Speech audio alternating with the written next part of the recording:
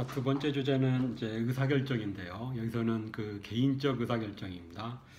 그래서 의사결정 모형, 개인적 의사결정 모형에는 이제 그 합리성 모형이 있고요.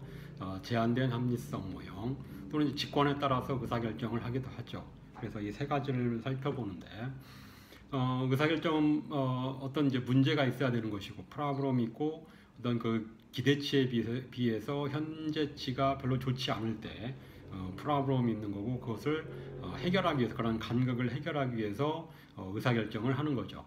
그래서 어떤 문제에 대한 반응으로서 이제 의사결정을 하게 되고 여러 가지 대안들 가운데서 이제 하나를 선택하는 여러 가지 대안들 중에 하나의 대안을 선택하는 이런 과정이라고 볼 수가 있습니다.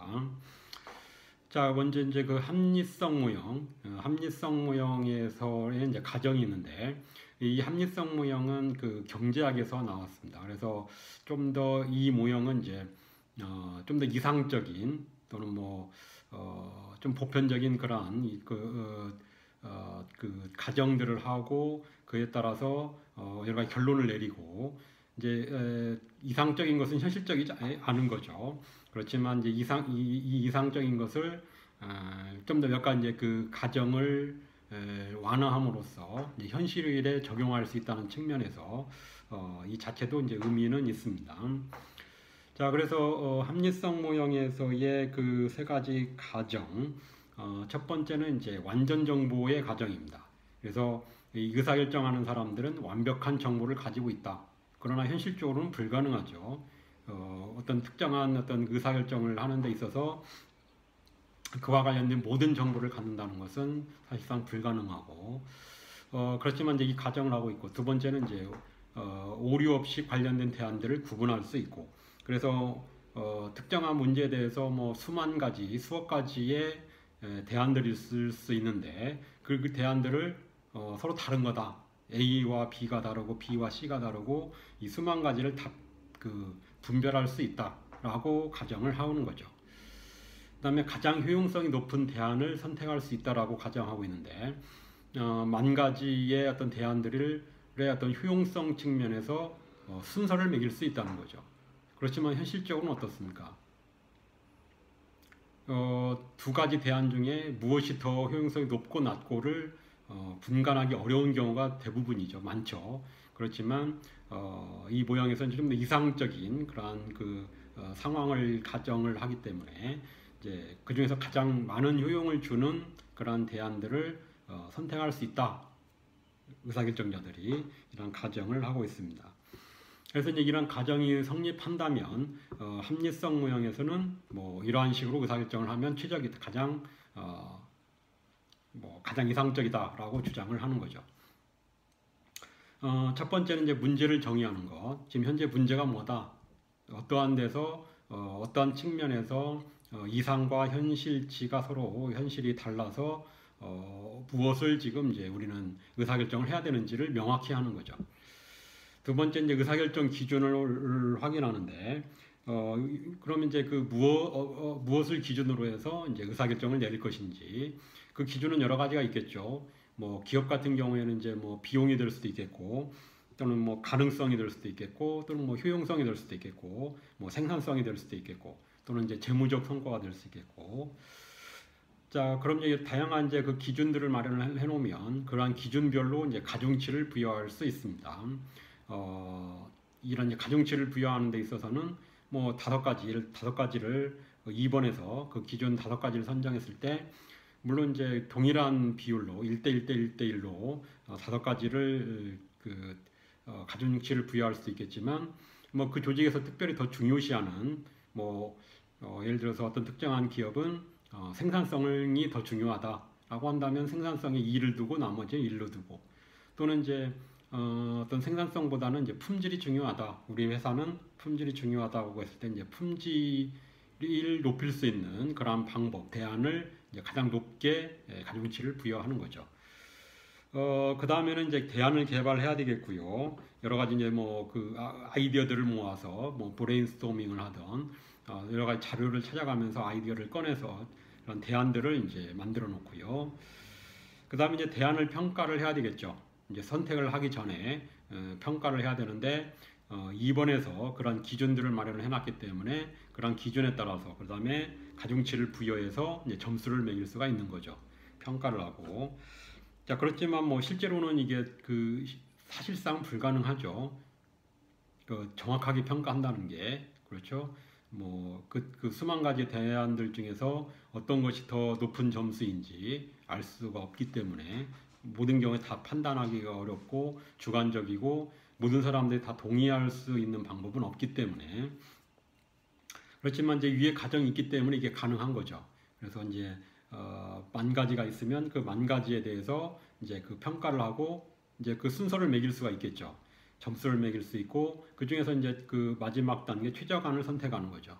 가장 높은 점수를 받은 그러한 가장 효용성이 높은 그러한 대안을 선택을 하면 됩니다.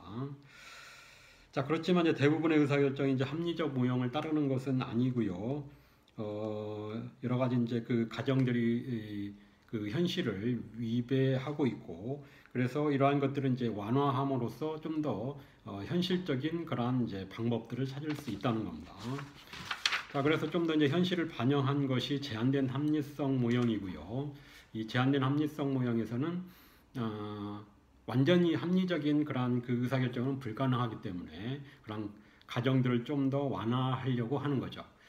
그래서 이제 복잡한 문제들을 공식화하고 해결하기에는 사람들의 능력이 어떤 한계가 있고 이런 한계가 있기 때문에 좀 더 단순화하고 그런 문제들을 단순화하고 또한 이제 중요한 것은 그 자신들의 어떤 그 최적의 어떤 최상의 어떤 그 효용성이 아니라 어느 정도 만족할 수 있는 적당히 만족스러운 해법, satisfying solution을 찾게 된다는 거죠. 그것이 이제 그럴 수밖에 없다는 거죠, 현실적으로.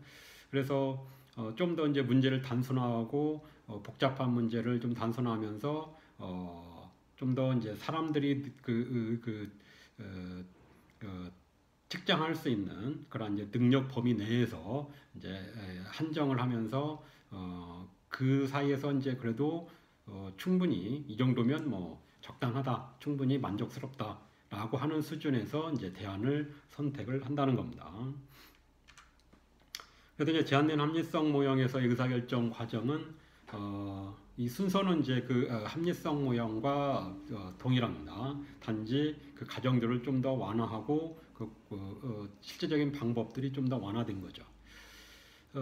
첫 번째는 이제 문제를 인식하는 거, 문제를 정의하고 지금 어떠한 문제를 지금 의사결정하려고 하는 것이다라는 것을 명확히 하는 거죠. 그러면 이제 기준을 마련을 해야 되겠죠. 기준을 마련하고 나면은 이제 뭐 그 가중치를 부여할 수도 있겠고요. 자, 그 다음에 이제 그 대안을 찾는데 이제 대안을 찾는 데부터 이제 현격하게 합리성 모형과 달라집니다. 그래서 이제 대안들을 찾는데 제한된 목록에서 모든 가능한 그러한 대안들 목록이 아니라 자신들이 갖고 있는 입수 가능한 그러한 리스트들만 이제 가지고 선택을 그 대안들을 찾는 거죠. 그래서 이러한 이제 그 리스트는 이제 가시적이면 좀 눈에 보이면서 이미 해봤던 그런 친숙한 그런 기준, 또 이제 신뢰할 수 있는 그런 기준들, 이러한 것들만을 가지고 이제 한정된 범위 내에서, 그래서 그 이상적으로는 뭐 10,000가지의 대안이 있다고 하더라도 실제로는 뭐 한 10가지, 20가지 정도만 있을 수 있죠. 접근 가능하고 좀 더 익숙하고 뭐 판단할 수 있는 그러한 것들은 한정될 수밖에 없다는 겁니다.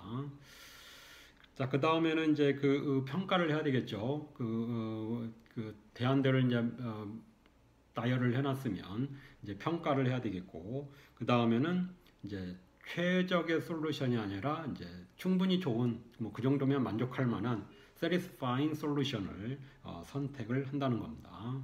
그래서 이제 현실적으로 봤을 때는 이러한 제한된 합리성 모형이 좀 더 현실적이고 가능한 방법이라고 볼 수가 있는 거죠.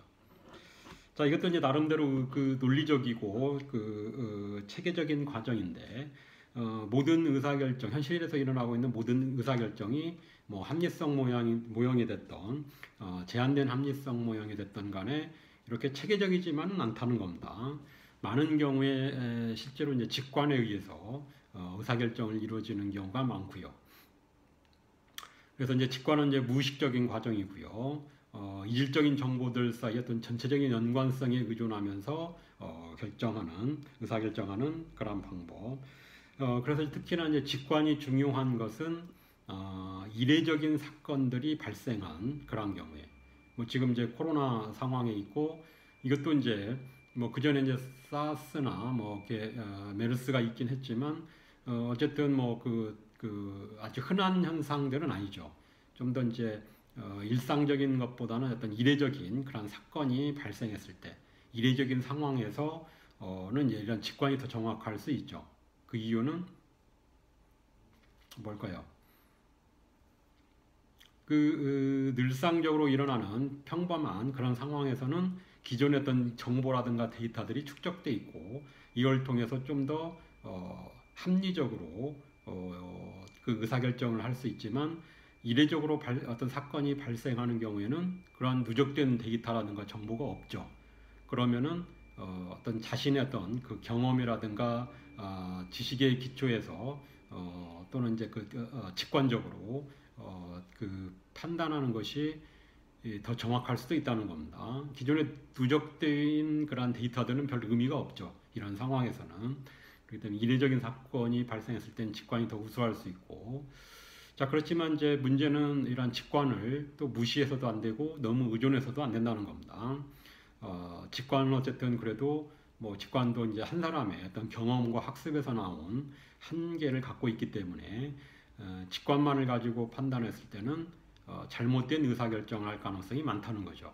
그래서 이런 직관과 더불어서 이런 좀 더 체계적인 과정, 합리적인 또는 제한된 합리성 과정을 통해서 의사결정을 하는 것이 보다 이제 오류를 줄일 수 있는 가능성을 높일 수 있다는 겁니다. 자, 그 다음 이제 이런 의사결정 과정에서 일어날 수 있는 편견과 오류들. 그래서 앞부분에서는 이제 지각할 때 사람들이 많이 사용하는 지름길, 좀 편의성들을 살펴봤었고, 거기서는 이제 그런 지름길에서는 그 자체가 오류라고 할 수는 없고, 이제 오류에 빠질 가능성은 높은 그런 방법들이었죠. 지각 과정에서. 자, 여기서 이제 소개하는 것은 이제 의사결정 과정에서 실제로 이제 오류라고 할 수 있는 그런 측면들. 먼저 이제 과신입니다. 실제 자신의 능력이나 지식보다 과대평가하는.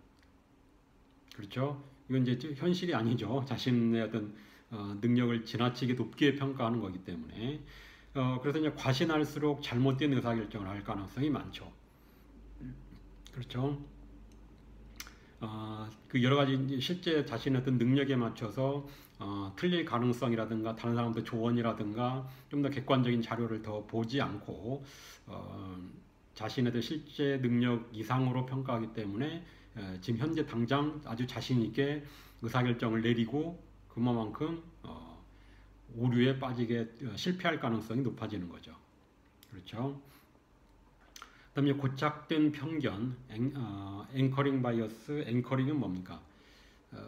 배가 닻을 내리는 거죠. 그래서 처음에 닻을 내리고 나서는 이제 잘 안 움직이죠. 그래서 처음 접수한 정보를 출발점으로 이제 고정을 시키고, 일단 닻을 내리면 그 다음에 들어오는 정보들은 별로 신경 쓰지 않는, 적절히 반영하지 못하는 그러한 경향을 의미합니다.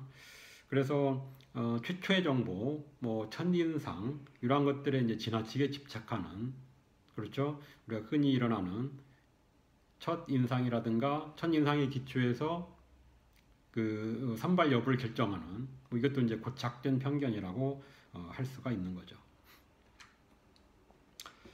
그다음에 이제 확인 편견, confirmation bias는 과거에 자신들이 내렸던 선택들, 자신의 어떤 의사결정을 잘했다라고 재확인시켜주는 정보들은 찾고, 자신들이 기존에 내렸던 그런 판단들을 판단과는 반대되는 그런 정보들은 무시하는, 그런 정보들이 들어옴에도 불구하고 애써서 무시하려고 하는 경향. 그렇죠? 선택적으로 이제 취합하는 거, 선택적으로 지각하는 거죠. 그래서 선택적 지각의 일종이라고 할 수 있겠는데, 어떤 기존 관점을 유지하려고 하기 때문에, 또는 듣고 싶어하는 것만 받아들이려고 하는 그러한 경향에 의해서 확인 편견이 많이 일어날 수 있습니다. 과거에 내렸던 판단에 부합하는 것만 받아들이려고 하는 그러한 경향. 그 다음에 입수 가능성 편견은 availability bias, 현재 자신에게 접근 가능한 정보에 기초해서 판단하려고 하는 그런 경향들이 있죠. 그래서 접근 가능한 정보, 기억에 남는 거죠. 기억에 남는 거, 강한 감정을 동반한 자신의 어떤 감정이 크게 그 감정이 동반된 그러한 사건들, 또는 최근의 것이 아무래도 최근에 어떤 사건들이 더 기억에 잘 남겠죠. 그래서 예를 들면 이제 그 인사고과할 때 어떤 최근 사건, 그래서 부하 직원이 어떤 최근에 그 인사고과는 1년에 한 번 뭐 하기 때문에 최근 이제 12월 달에 인사고과를 한다고 했을 때 뭐 12월이나 12월 달에 어떤 특정한 부하 직원의 좋은 그런 행동을 했을 때, 바람직한 행동을 했을 때 높게 평가하고, 그렇지만 그의 이제 1월이나 2월, 3월, 5월 이때 이제 그 긍정적인 그런 행동들은 별로 반영되지 않는, 왜냐하면 잊어버렸죠. 입수 가능성이 떨어지죠. 기억이 잘 나지 않죠. 그에 비해서 이제 최근에 어떤 잘못된 행동을 했다. 1년 동안 잘하다가 최근에 잘못된 행동을 했다고 했을 때 이제 부정적으로 평가하는 그러한 경향이 있을 수 있다는 겁니다. 또는 이제 어떤 그 감정을 많이 동반하는 사건들은 오래 남죠. 좀 오래됐다 하더라도 그러한 경우에는 이제 좀 더 많은 비중을 두는 그러한 경향을 의미합니다. 자, 그 다음에 이제 몰입의 심화, escalation of commitment, 이제 집착이라고 할 수 있겠는데, 자신의 어떤 그 의사결정이, 얼마 전에 내린 의사결정이 분명히 잘못됐다라고 하는 증거가 있음에도 불구하고 유지하려고 하는, 기존 결정을 고수하려고 하는 그러한 경향을 의미합니다. 그래서 이런 그 집착의 경우에는 결과에 대한 어떤 책임이 자신에게 있다라고 생각했을 때 강화되겠죠. 자신이 틀리지 않았다는 것을 증명하기 위해서 억지를 부리는 거죠. 그래서 이런 집착이 일어나게 되면 이제 잘못된 의사결정에 수많은 그런 자원들을 이제 낭비할 수 있는, 쏟아부을 수 있는 그러한 우려가 있습니다. 그래서 자신이 과거에 내린 결정이 이것은 이제 지금 당장 잘못된 의사결정이다라는 것 증거가 있어도 이제 틀리지 않았다는 것을 계속해서 증명하기 위해서 더 많은 자원을 쏟아붓게 되고 그만큼 낭비가 심해질 수 있는 거죠. 자, 그 다음에 무작위적 오류는 무작위적으로 발생하는 사건들의 결과를 예측할 수 있다라고 믿는 것. 그래서 인과관계가 없음에도 불구하고 먼저 일어났기 때문에 원인이고 나중에 일어났기 때문에 결과다. 인과관계를 파악할 수 있다라고 잘못 생각하는 거죠. 대표적 예가 뭐가 있을까요? 우리 일상생활에도 많이 일어나는데 뭐죠? 미신이나 또는 징크스. 그래서 예를 들면 미역국을 먹었더니 낙방했다. 미역국을 먹었더니 떨어졌다. 그렇죠? 많이 쓰죠. 자기가 떨어졌는 것을 미역국을 먹었더니 떨어졌나 보다. 미역국을 안 먹었어야 되는데 이런 얘기들. 그래서 안 먹으려 하죠. 물론 이제 어떤 인과관계 있을 수는 있겠지만 최소한 지금까지는 그런 인과관계가 밝혀지지 않았고 지금까지는 없다라고 봐야 되겠죠. 인과관계 없음에도 불구하고 이제 단지 어떤 사람이 이전에 미역국을 먹고 떨어졌기 때문에 그것이 이제 아주 일반적인 인과관계처럼 이제 그 의미를 부여하려고 하는 그러한 경우를 의미합니다. 그래서 단지 이제 순서대로 발생했다고 해서 인과관계가 있는 것은 아니고요. 그 다음에 이제 위험 회피도 있습니다. 그래서 위험 회피는 이제 위험한 결과에 비해서 확실한 것을 더 선호하는 경향인데, 이것이 왜 오류가 될까요? 그냥 사람들의 일반적인 그런 그 본성 아닐까요? 이것도 위험 회피 경향도 잘못된 의사결정입니다. 자, 예를 들어서 이제 그 동전 게임 아시죠? 동전을 던져서 앞면이 나오고 뒷면이 나오고 그 상금이 이제 10,000원의 어떤 상금이 걸린 동전 게임을 한다고 합시다. 그러면은 확률은 2분의 1이기 때문에 기대값은 얼마죠? 10,000원 곱하기 2분의 1에서 5,000원이죠. 기대값은 5,000원. 그래서 수없이 많이 반복적으로 하다 보면은 5,000원을 딸 수 있는 거죠. 그 5,000원을 받을 수 있는, 그렇죠? 자, 그럼에도 불구하고 그 위험 회피적인 사람들은 만약에 4,999원을 내고 참가하라고 하면은 어떻습니까? 참가를 안 한다는 겁니다. 그렇죠? 물론 이제 그 자신들이 이제 내는 비용은 4,999원이고 기대값은 5,000원이기 때문에 1원의 그런 그 이득을 보는 이득이 있는 게임임에도 불구하고 이 사람들은 확실한 것을 더 좋아하기 때문에 그렇죠. 확실한 걸 더 좋아하기 때문에 실패할 가능성들을 싫어하고 확실한 걸 더 좋아하기 때문에 참가하지 않는다는 겁니다. 10,000원을 그 10,000원을 받을 그 평균적으로는 5,000원을 받을 수 있음에도 불구하고 4,999원을 내고 참가하지 않는다는 거죠. 1원을 이득을 볼 수 있음에도 불구하고 그렇죠. 이것은 명백히 잘못된 의사결정이라는 겁니다. 그래서 위험 회피적인 사람들은 이제 창의적이고 혁신적인 방법보다는 이제 기존의 어떤 안정적인 방법들을 더 추구하고 그렇죠. 창의적이고 혁신적인 방법들은 실패할 수 있고 그 실패를 두려워하기 때문에 위험 회피성도 잘못된 의사결정일 수 있다는 것이고요. 자, 그러면 위험 회피성의 반대는 뭡니까? 위험 애호가 되겠죠. 위험 애호가들 어떤 것이 있죠? 복권 같은 경우는 이제 실제로 받을 수 있는 그런 기대값이 1,000원이 안 되죠. 그 계산해 보면 나오겠지만 예를 들어서 한 기대값은 한 700원 정도 되는데 1,000원을 내고 게임을 하는 거죠. 복권을 사는 거죠. 그래서 위험 애호적인 것이고 위험을 더 선호하는 것이고 이것도 마찬가지로 그 합리적인 그런 의사결정은 아닙니다. 잘못된 의사결정인 거죠. 자, 그 다음에 이제 사후 설명 편향, 힌사이트 바이어스는 어떤 결과가 이제 실제로 드러난 이후에서야 그 사건의 결과를 미리 정확히 예측할 수 있었다. 과거에 예측할 수 있었는데 내가 그거를 제대로 못했다라고 잘못 믿는 그런 경향을 의미합니다. 그래서 지금 이제 명확해 보인다 할지라도 지금 이제 이미 일어났고 그 결과가 명확해 보일 수 있지만 다시 과거에 돌아간다 하더라도 그 결과를 예측할 수 없는 경우가 많다는 거죠. 그래서 아주 수많은 어떤 그 가능성들이 있기 때문에 과거로 돌아간다 하더라도 그 중에서 어떤 것이 일어날지는 잘 모를 수 있음에도 불구하고 지금 보니까 너무 뻔하게 이미 일어났기 때문에 이거 너무 뻔한 거 아니냐라고 잘못 생각하는 거죠. 그런 경우가 많이 있죠. 그래서 이제 사후 설명 편향은 당시 여러 가지 그런 가능성이 있기 때문에 예측할 수 없었음에도 불구하고 내가 좀 더 생각했으면은 좀 더 잘 판단했으면은 그 결과를 알 수도 있었는데 라고 잘못 생각하는 거죠.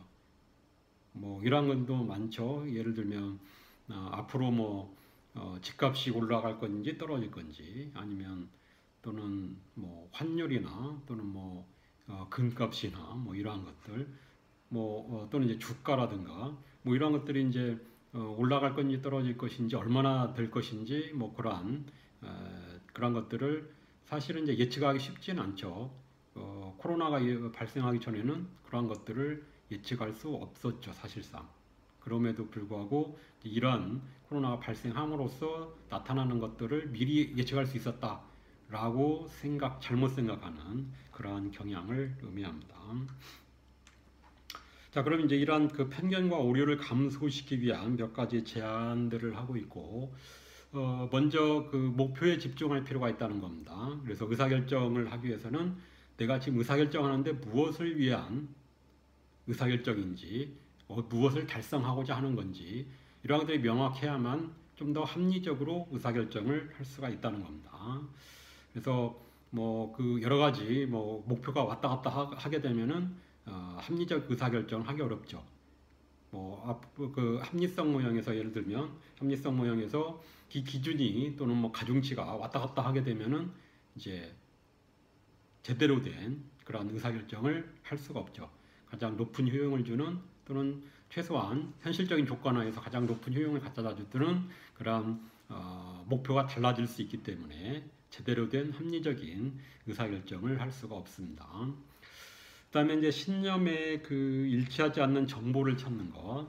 그래서 이것은 자신이 틀릴 수 있다는 것을 다시 한번 점검을 해보는 거죠. 그래서 뭐 특히나 과신 또는 확인 편견 또는 뭐 사후 설명 편견 뭐 이러한 것들을 이제 없애기 위해서도 자신의 현재는 맞다라고 생각하는 것이 틀릴 수도 있는 그런 가능성을 체크해 본다는 거죠. 그 다음에 이제 우연적 사건에서 의미를 찾으려고 하지 않는 것, 이제 무작위적 오류를 예방하기 위한 거죠. 그래서 단순히 먼저 일어났고 나중에 일어났기 때문에 앞으로도 계속 그럴 것이다. 앞으로도 A가 먼저 일어나면 B가 일어날 것이다 라고 생각하는 것은 잘못된 것이죠.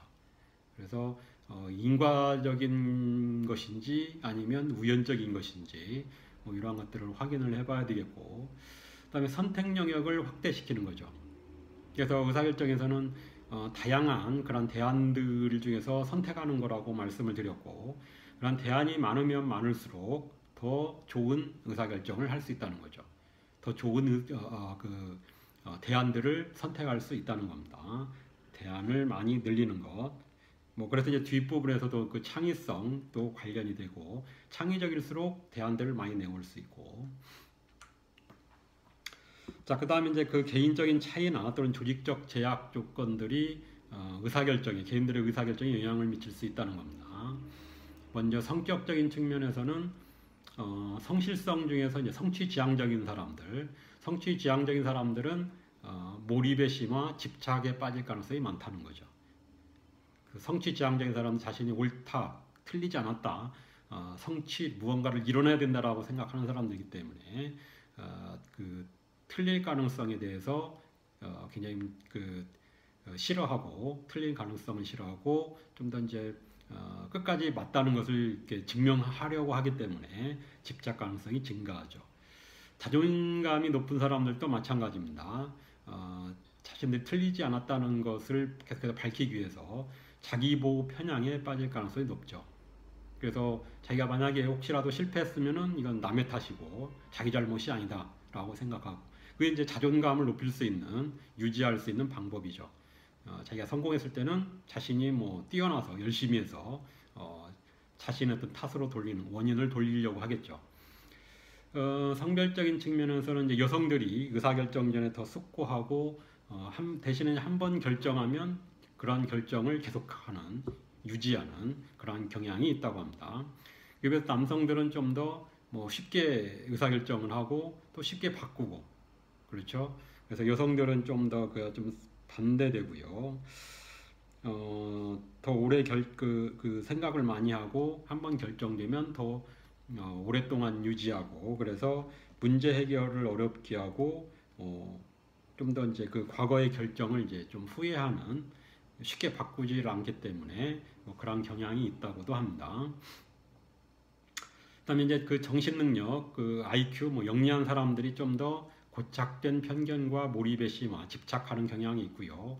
마찬가지로 자기가 똑똑하다고 생각하는 사람들이 좀 더 틀리지 않았다는 것을 강조하기 위해서, 강조하기 위해서 결국 이제 이런 집착이라든가 고착된 편견에 빠질 수 있겠고요. 그다음에 이제 문화적 차이로서는 미국이라고 했는데 이건 서양적인 어떤 상황입니다. 문제 해결을 강조하죠. 이런 의사결정 과정을 통해서 어쨌든 문제 해결이 중요하다. 그에 비해서 태국이나 인도네시아, 동양에서는 상황을 받아들이는 것을 강조하는, 현재 문제가 있다라고 했을 때 그 문제를 해결하는 것보다는 그냥 받아들이고 그 내에서 어떤 의사결정을 하도록 하는 좀 상명하복적인 좀 그러한 경향이 있습니다. 자, 그다음에 그 조직적 제약 조건들로서 이제 성과 평가 방식. 그래서 평가받는 기준대로 행동을 하려고 하겠죠. 뭐 대부분 사람들이 이제 그 높은 인사고과를 받기 위해서 좋은 평가를 받기 위해서 그 조직에서 이제 내세운 기준에 맞는 그러한 방식대로 행동하려고 하고 유사하게 이제 그 보상 체계 많은 보상을 받을 수 있는 방식으로 행동을 하려고 하죠. 그래서 성과급을 주는 방식대로 뭐 예를 들면 이제 우리 회사는 생산성이 높은 사람들에게 성과급을 준다. 그러면 생산성을 높이기 위해서 노력을 하겠죠. 품질은 둘째치고 그러겠죠. 공식 규정, 의사결정과 관련된 룰과 정책이 있고 그에 따라서 행동하도록 하죠.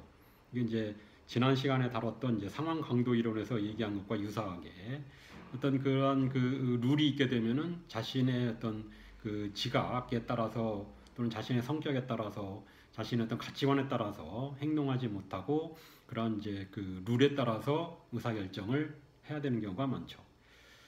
시간 제약, 데드라인 때문에 이제 충분한 정보에 기초해서 의사결정을 하지 못하고 이제 그 시간에 쫓기면서 현재의 어떤 그런 제한된 정보를 가지고 의사결정을 해야 되는 그러한 경우도 있고요. 자, 전례에 기초해서 의사결정을 하는 경우도 있습니다. 뭐가 있을까요? 대표적으로 예산이 있죠. 지금 뭐 내년에 당장 많은 예산이 필요하다고 해서 확보를 안 해주죠. 올해의 예산에 준해서 좀 늘려주거나 뭐 내년에 예산이 별로 필요 없다 하더라도 그 올해에 준해서 올해보다 약간 줄이는 정도. 그래서 이제 그 올해가 전례가 되고 다음에 어떤 의사결정할 때도 그거에 맞춰서 그에 준해서 의사결정을 하는 그런 경우도 있습니다. 그다음에 이제 그 윤리적 의사결정 기준 세 가지 공리주의, 권리 강조, 공정성인데 공리주의 기준은 그 랜덤이죠. 대표적으로 최대 다수의 최대 행복을 위해서 산출물이나 어떤 결과만을 기준으로 해서 그래서 보다 많은 사람들에게 행복을 가져다 줄 수 있는 또는 보다 많은 사람들에게 물질적 이득을 가져다 줄 수 있는 기준에 맞춰서 의사결정을 하는 거죠. 그에 비해서 권리에 대한 강조는 개인의 자유와 권리를 존중하는 방식으로 그래서 예를 들면 내부 고발자를 보호해야 된다.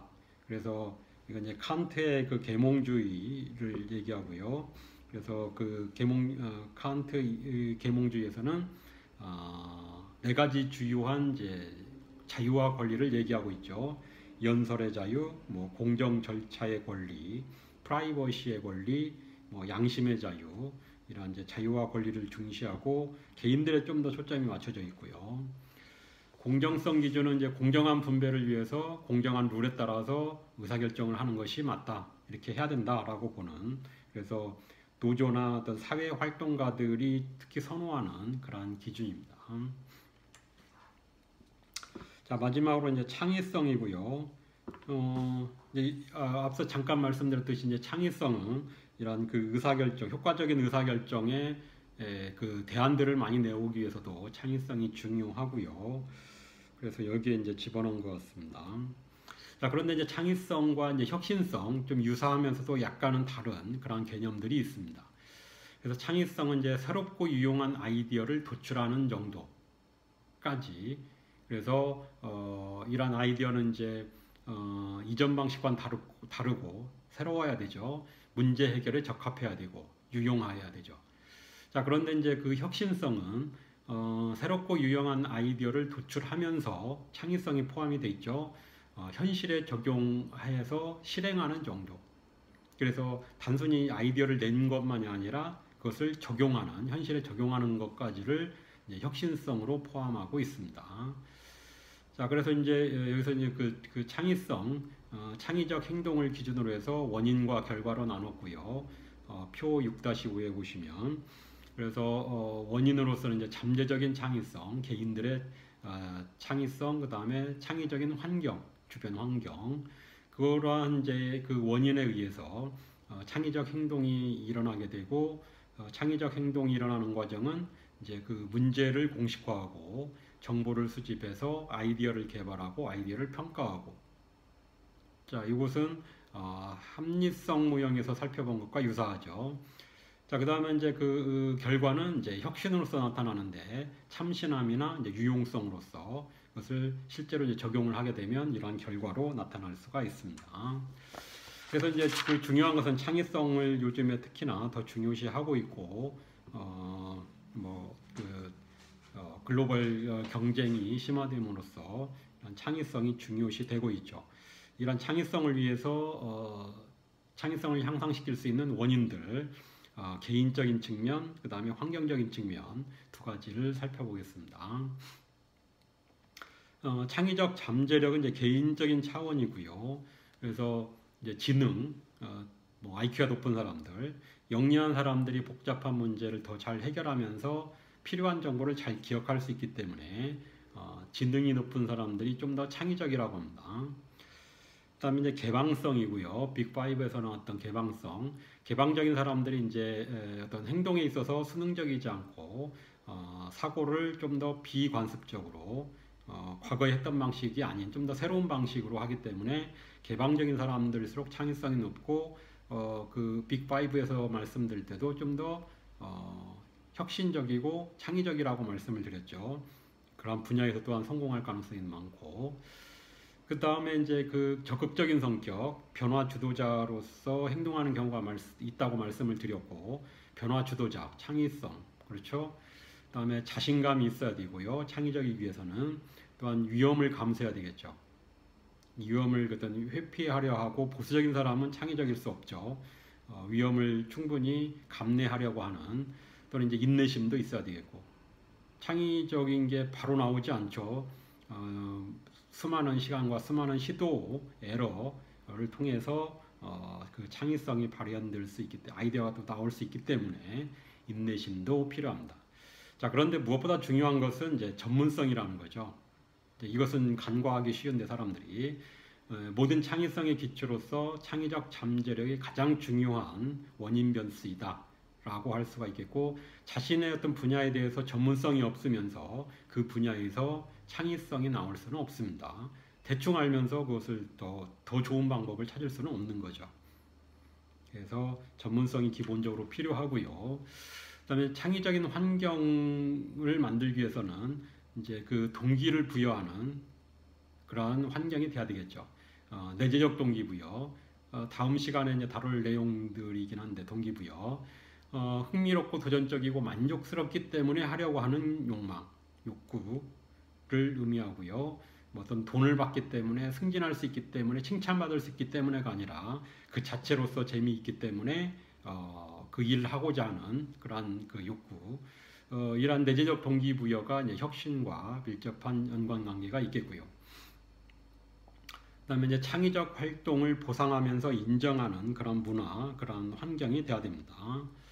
그다음에 공정하고 건설적으로 판단하는 아이디어 소통 문화가 있어야 되겠고, 단순히 이제 특히나 뭐 조직 정치에 의해서 상대방의 어떤 의견이기 때문에 묵살하는, 좋은 의견임에도 불구하고 그런 데서 창의성이 나올 수는 없죠. 누가 제안을 했던 간에, 내가 싫어하든 좋아하는 사람이든 간에 누가 제안을 하더라도 공정하게 판단하려고 하는 문화. 그다음에 지나치게 귤이 많으면 창의성이 줄어들 수 있겠고, 반대로 이제 재량권, 자유재량권, 자율성이 많이 주어졌을 때